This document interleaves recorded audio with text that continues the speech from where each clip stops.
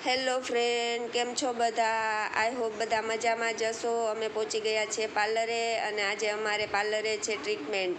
તો હું સ્ટુડન્ટ લોકોને સાઇનરના બધા સાઇનરની ડિટેલ આપું છું અને સમજાવું છું અને અમારા કસ્ટમર પણ સાઇનર કરાવવા માટે રેડી છે. તો સાઇનર પણ અમે એમને વહેલાનું અપ્લાય કરી દીધું છે અને આ સાઇનર અમે 15 થી 20 મિનિટ માટે રહેવા દઈશું અને પછી એમને કરીશું અમે ક્લીન. તો તમે જોઈ શકો છો ફ્રેન્ડ્સ કે 15 થી 20 મિનિટ થઈ ગઈ છે. તો હવે એમને વોટરથી ક્લીન કરીશું, ચહેરાને વ્યવસ્થિત રીતે સાફ કરીશું અને પછી અમે એમને લઈ લેશું ફેશિયલમાં. તમે જોઈ શકો છો કે એમનો ચહેરો ઘણો બધો સાઇનરથી ક્લીન થઈ ગયો છે અને હવે અમે લઈ લેશું એને ફેશિયલમાં. તો એમને રાગાનું ફેશિયલ કરાવવાનું હતું જે 5 સ્ટેપમાં આવે છે.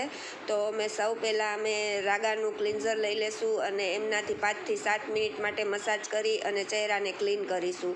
5 થી 7 મિનિટ થઈ ગયા પછી અમે એને વોટરથી ક્લીન કરીશું અને આગળ સ્ટેપ બાય સ્ટેપ ફેશિયલમાં વધીશું. તમે જોઈ શકો છો સ્ટુડન્ટ બેલ્ટ લગાવતા ભૂલી ગયા છે અને ફેશિયલ ચાલુ છે. તો અમુક એવી વસ્તુ હોય એને ઇગ્નોર કરજો અને બેલ્ટ અમે પહેરાવી દીધો છે અને પછી લઈ લીધા છે અમે એને સ્ક્રબમાં. તો સ્ક્રબની મસાજ પણ અમે 8 થી 10 મિનિટ માટે કરીશું અને 8 થી 10 મિનિટ થઈ ગયા બાદ અમે એમને વોટરથી ક્લીન કરીશું. વોટરથી ક્લીન કર્યા બાદ અમે એમને કોટનથી ટોનર લગાવીશું. તમે જોઈ શકો છો ફ્રેન્ડ્સ કે હું એમને કોટનથી ટોનર આપું છું.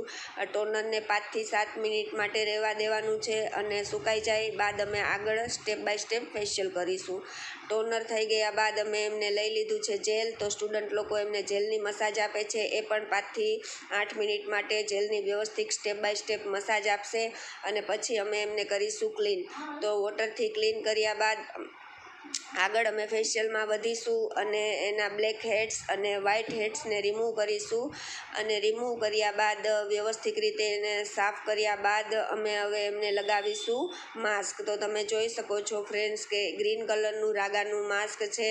તો પતલી એવી લેયરમાં અમે એમને માસ્ક લગાવીશું. એ પણ અમે 15 થી 20 મિનિટ માટે રહેવા દઈશું અને પછી કરીશું ચહેરાને ક્લીન.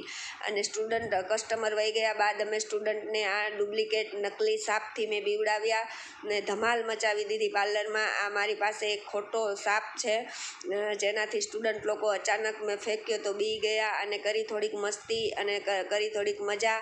અને તમે જોઈ શકો છો આ સાપ ઓરિજિનલ લાગે એવો જ સાપ છે. તો સ્ટુડન્ટ લોકો આનાથી ખબર છે કે ડુપ્લિકેટ છે તો પણ બીવે છે અને અમે ઘણી કરી મસ્તી અને મજા. તો આવતા વિડીયોમાં ફરી મળીશું. જય શ્રી કૃષ્ણ.